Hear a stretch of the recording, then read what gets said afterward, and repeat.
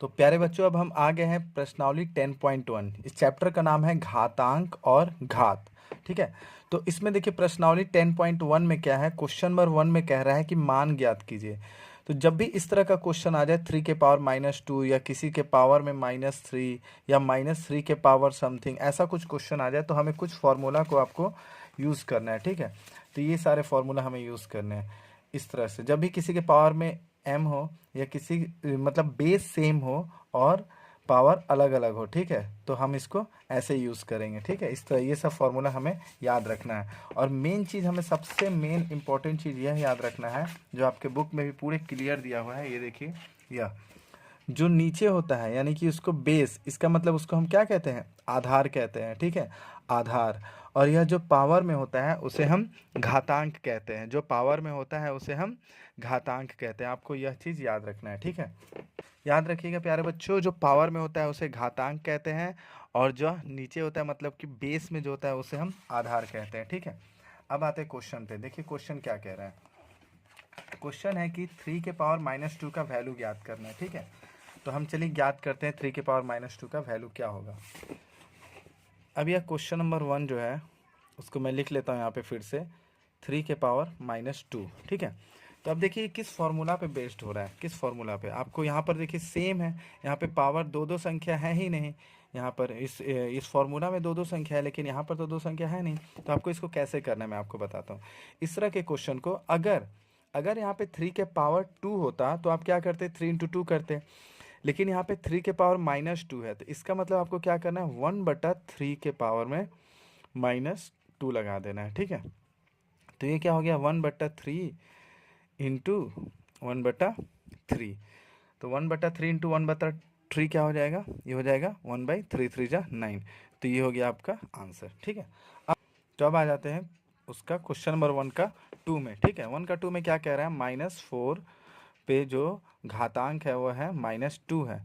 तो यहाँ पे घातांक माइनस में है। ठीक है, तो हम क्या करेंगे, इसको 1/-4 लिख देंगे और यहाँ पर ये घातांक जो है वो प्लस में चेंज हो जाएगा। ठीक है, फिर क्या करेंगे, ये घातांक पे 2 है तो इसका मतलब क्या हुआ, इसे हमें 2 बार मल्टीप्लाई करना है। ठीक है, 2 बार मल्टीप्लाई करना है यानी कि गुना करना है। ठीक है, तो गुना करने के बाद अब हम देखते हैं कि यह 1/4 4 जा 16 हो जाता है और ये माइनस माइनस प्लस हो जाता है, तो प्लस को नहीं भी लिखने से चलेगा। तो इसका आंसर है 1/16। ठीक है, अब आते हैं 1 का 3 में। 1 का 3 में देखिए क्या कह रहा है, 1/2 -5 कह रहा है, 1/2 -5। तो ये 1/2 -5 है, तो अब आप इसको 1 देखिए पावर में -5 है मतलब घातांक -5 है, तो हमने क्या बोला था, घातांक -5 हो तो इसको 1 में लिख देते हैं। और यहाँ पे पहले ही ये फ्रैक्शन में है, पहले ही यह भिन्न में है, तो क्या होगा, ये पलट जाएगा। ठीक है, ये 2/1 हो जाएगा, यह 2/1 हो जाएगा। और यहाँ पे ये जो -5 है ये +5 में चेंज हो जाएगा। ठीक है, अब इसको आप 2/1 को 5 टाइम्स आप मल्टीप्लाई कर दो, 2/1 को आप 5 टाइम्स मल्टीप्लाई कर दो, तो ये हो गया 5 टाइम्स। ठीक है, अब देखिए ऊपर में कितना हो जाएगा, 2 2 जा 4, 4 2 जा 8, 8 2 जा 16, 16 2 जा 32, 32 हो जाएगा, 32/1। और 32/1 को तो आप 32 लिख सकते हो। ठीक है, तो ये हो गया इसका आंसर। अब आते हैं क्वेश्चन नंबर 2 में। प्यारे बच्चों, अब हम आ गए हैं क्वेश्चन नंबर 2 में। देखिए क्वेश्चन नंबर 2 में क्या कह रहा है, सरल कीजिए और उत्तर को घातांक के रूप में व्यक्त कीजिए। मतलब हमको इसको सॉल्व करना है और सॉल्व करने के बाद जो आंसर आएगा उसमें जो घनात्मक घातांक होना चाहिए, मतलब जो घातांक होना चाहिए यानी कि जो पावर होना चाहिए वो माइनस में नहीं, वह प्लस में होना चाहिए। ठीक है, चलिए इसको सॉल्व करते हैं। ये देखिए -4 के पावर 5 है डिवाइडेड बाई -4 के पावर 8 है। तो इसमें हम क्या करेंगे, इसको हम इस तरह से लिख सकते हैं ना, -4 के पावर 5 बटा -4 के पावर 8। ठीक है, उसके बाद हम क्या करेंगे, -4, और जैसा कि हमारा फॉर्मूला है कि जब देखिए यहाँ पे फॉर्मूला में आप लोग को दिखाया था, ए मतलब जब आधार सेम हो और पावर अलग अलग हो तो आधार एक बार लिखकर पावर को माइनस कर दिया जाता है। ठीक है, तो यहाँ पे भी वैसे ही करेंगे, आधार को हमने एक बार लिख दिया और पावर को माइनस कर दिया। ठीक है, अब माइनस करने के बाद कितना आ रहा है, -4 और ये हो गया 5 6 7 8 यानी कि -3। ठीक है, अब इसको क्या कर सकते हैं, जब पावर पे माइनस हो यानी कि घातांक पे जब माइनस हो तो वो माइनस हटाने के लिए हम क्या कर सकते हैं, इसको बटा में लिख सकते हैं। तो 1/-4। अब ये पावर पे क्या हो जाएगा, +3 हो जाएगा। ठीक है, तो ये सरल भी हो गया और यह इसका देखिए घातांक रूप जो होता है, मतलब घातांक वह पॉजिटिव हो गया यानी कि धनात्मक हो गया। ठीक है, तो ये भी सही हो गया, आंसर यही है। अब आते हैं क्वेश्चन नंबर 2 में। इसका क्वेश्चन नंबर 2 है 1/2 के पावर 3 और टोटल में पावर जो है वह 2 दिया हुआ है। ठीक है, तो अब क्या करेंगे, ये तो बहुत ही सिंपल है। यहाँ पर देखिए ये जो फॉर्मूला मैंने आपको बताया था कि अगर पावर के ऊपर पावर हो, मतलब घातांक के ऊपर अगर घातांक हो, तो हम उसको क्या कर सकते हैं, दोनों घातांक को आपस में गुना कर सकते हैं, दोनों घातांक को आपस में गुना कर सकते हैं। तो यहाँ पे वही करेंगे, इसको और इसके साथ गुना कर देंगे, ये दोनों घातांक को आपस में क्या करेंगे, गुना कर देंगे। तो ये कितना हो जाएगा, 3×2 = 6 यानी कि 3×2। तो इसका अगला स्टेप क्या हो गया, 2 के पावर 6। यही हमारा आंसर हो गया और घातांक भी हमारा धनात्मक है। ठीक है, अब आते हैं 3 में, 2 का क्वेश्चन नंबर 3। 2 का जो क्वेश्चन नंबर 3 है वह देखिए क्या लिखा हुआ है। क्वेश्चन है -3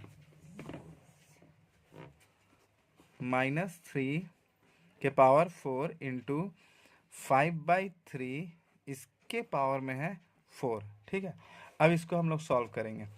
तो ये सॉल्व करने का देखिए तरीका क्या है, हम पहले क्या करेंगे, देखिए यहाँ पर हम लोग को ऑब्जर्व क्या कर रहे हैं कि घातांक दोनों का सेम है बट आधार जो है वह अलग अलग है। ठीक है, तो हम इसको क्या कर सकते हैं, एक साथ इसको गुना कर सकते हैं।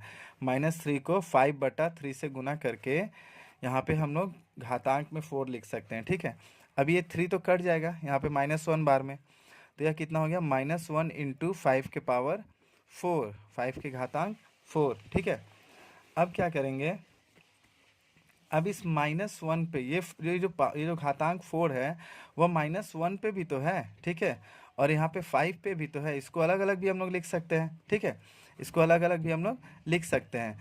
अलग अलग लिखने का रीज़न क्या है कि ये जो -1 को जब आप 4 टाइम्स यानी कि 4 बार जब गुना करोगे तो ये क्या हो जाएगा, +1 हो जाएगा यानी कि सिर्फ 1 हो जाएगा। ठीक है, 1 गुने और ये बच जाएगा 5 के पावर 4।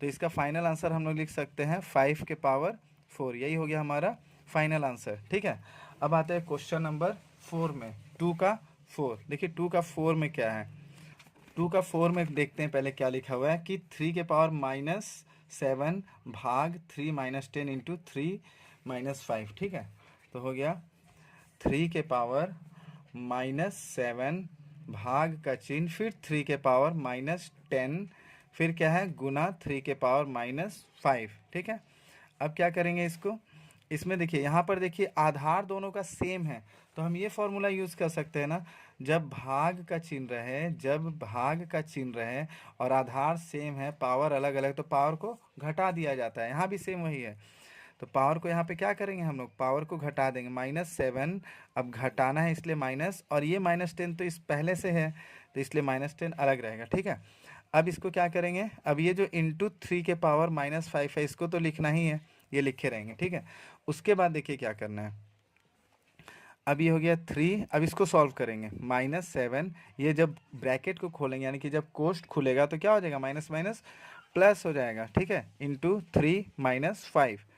अब आगे क्या करना है, 3, अब यहाँ पर क्या हो जाएगा, माइनस प्लस माइनस होता है, ये तो आप सभी को पता है, नहीं पता है तो आप कमेंट कीजिएगा, मैं इस तरह के भी क्वेश्चंस आपको बता दूंगा कि कैसे इसको सॉल्व करना है।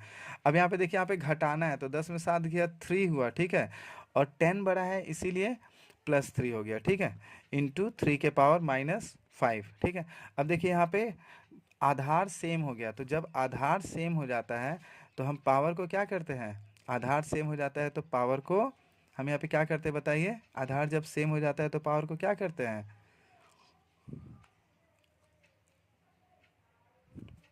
अब देखिए यहाँ पे आधार सेम है। ठीक है, आधार तो आधार से मिला तो पावर में हम लोग इसको 3 - 5 लिख सकते हैं। ठीक है, तो ये हो गया 3 के पावर -2, ये हो गया 3 के पावर -2। अब क्या करेंगे, अब इसको हम लोग प्लस में रखना है ना, घातांक जितना भी है उसको प्लस में रखना है यानी धनात्मक में रखना है, इसलिए 1/3 के पावर में 2 कर देंगे, तो ये हो गया हमारा आंसर। ठीक है, अब आते हैं 5th नंबर। 5th नंबर क्या है, 2 के पावर -3 इंटू -7 के पावर -3। ठीक है, अब इसको सॉल्व करना है। तो यहाँ पे क्या हो जाएगा, 2 के पावर -3 और यहाँ पे -7 के पावर -3। तो देखिए यहाँ पे घातांक दोनों का सेम है, तो इसको हम एक साथ लिख सकते हैं 2 इंटू -7 के पावर -3। ठीक है, अब हो गया 2 7 14, यानी कि -14 के पावर -3। ठीक है,